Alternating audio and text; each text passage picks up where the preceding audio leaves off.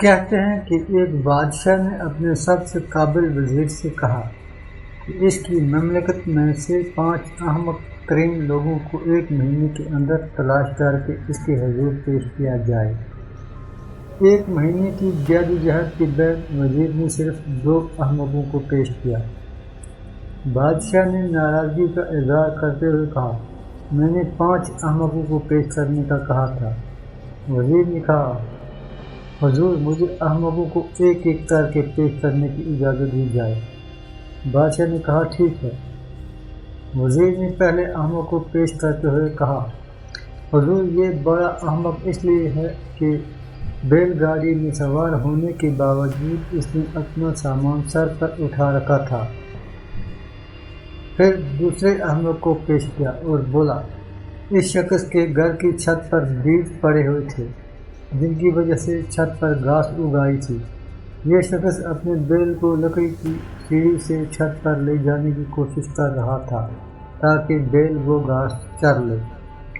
پھر وزیر نے کہا، عالیجا، بطور وزیر مجھے سلطنت کے اہم امور انجام دینے تھے، مگر میں نے 1 مہینہ احمقوں کو تلاش کرنے میں ضائع کر دیا اور صرف 2 احمق تلاش کر پایا، اس لیے تیسرا احمق میں خود ہوا۔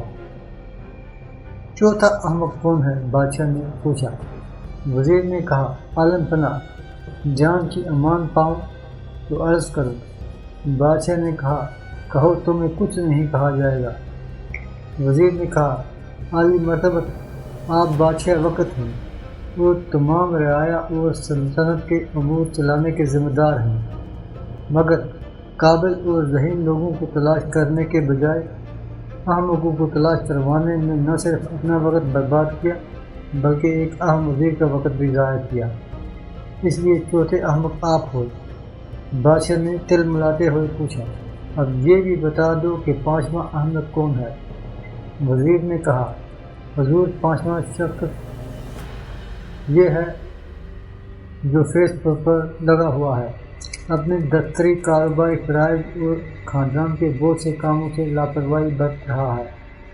اسے اپنا قیمتی وقت ضائع ہونے کا احساس تک نہیں، اور حد تو یہ ہے کہ یہ ڈیٹ بن کر ابھی تک اسٹیٹس پر رہا ہے۔ بادشاہ سلامت غصے سے اٹھ کھڑے ہوئے اور چیختے ہوئے بولے، وائی فائی آف، اور پورے دربار پر سناٹا چھا گیا۔